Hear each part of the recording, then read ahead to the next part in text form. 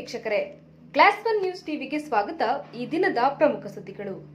ದೇವನಹಳ್ಳಿ ತಾಲೂಕು ವ್ಯವಸಾಯೋತ್ಪನ್ನ ಮಾರಾಟ ಸಹಕಾರ ಸಂಘದ ಆವರಣದಲ್ಲಿ 2023-24ನೇ ಸಾಲಿನ ವಾರ್ಷಿಕ ಸರ್ವ ಸದಸ್ಯರ ಸಾಮಾನ್ಯ ಸಭೆಯನ್ನ ಮಾಜಿ ಶಾಸಕ ನಿಸರ್ಗ ನಾರಾಯಣಸ್ವಾಮಿ ದೀಪ ಬೆಳಗುವುದರ ಮೂಲಕ ಉದ್ಘಾಟಿಸಿದರು. ಸಂಘದ ಆಡಳಿತ ಮಂಡಳಿಯ ಪ್ರಭಾರ ಕಾರ್ಯದರ್ಶಿ ನಾರಾಯಣಸ್ವಾಮಿ 2023-24ನೇ ಸಾಲಿನಲ್ಲಿ ವ್ಯಾಪಾರ ವಹಿವಾಟು ಲಾಭ ನಷ್ಟ ಸಭೆಯನ್ನು ಮಂಡಿಸಿದರು.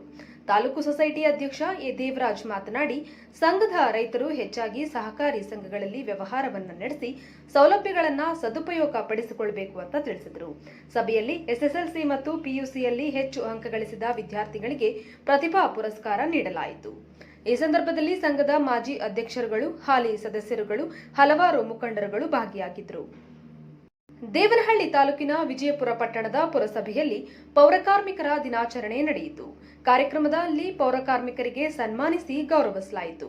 ಈ ಸಂದರ್ಭದಲ್ಲಿ ವಿಜಯಪುರ ಪಟ್ಟಣದ ಪುರಸಭಾ ಮುಖ್ಯ ಅಧಿಕಾರಿ ಸಂತೋಷ್, ಪುರಸಭಾ ಮಾಜಿ ಅಧ್ಯಕ್ಷರುಗಳಾದ ರಾಜೇಶ್ವರಿ ಭಾಸ್ಕರ್, ವಿಮಲಾ ಬಸವರಾಜ್, ಸ್ಥಾಯಿ ಸಮಿತಿ ಅಧ್ಯಕ್ಷ ನಾರಾಯಣಸ್ವಾಮಿ, ಸದಸ್ಯರುಗಳಾದ ನಂದಕುಮಾರ್, ರಾಜಣ್ಣ, ಅನಿಫುಲ್ಲಾ, ರಾಮು, ಬೈರೇಗೌಡ, ಶ್ರೀಮತಿ ಮಂಜುಳಾ, ಶ್ರೀರಾಮಪ್ಪ, ಶ್ರೀಮತಿ ಕವಿತಾ, ಶ್ರೀಮತಿ ಶಿಲ್ಪಾ, ಶ್ರೀಮತಿ ಭವ್ಯ, ಆಯುಷ್ ಸೈಫುಲ್ಲಾ ಹಾಗೂ ಎಲ್ಲ ಸದಸ್ಯರುಗಳು, ಆರೋಗ್ಯ ಅಧಿಕಾರಿ ಲಾವಣ್ಯ, ಕಂದಾಯ ಅಧಿಕಾರಿ ಚಂದ್ರು, ನಿರೀಕ್ಷಕ ತ್ಯಾಗರಾಜ್, ಪುರಸಭೆಯ ಎಲ್ಲ ಸಿಬ್ಬಂದಿಗಳು ಉಪಸ್ಥಿತರಿದ್ದರು.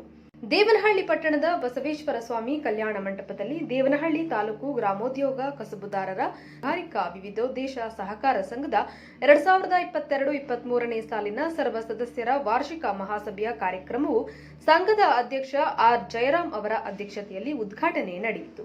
ಸಹಕಾರ ಸಂಘದ ಮುಖ್ಯ ಕಾರ್ಯನಿರ್ವಹಣಾ ಅಧಿಕಾರಿ ಎಚ್ಎನ್ ಶ್ರೀನಿವಾಸ ಮೂರ್ತಿ ಆಯವ್ಯಯವನ್ನ ಮಂಡಿಸಿದರು.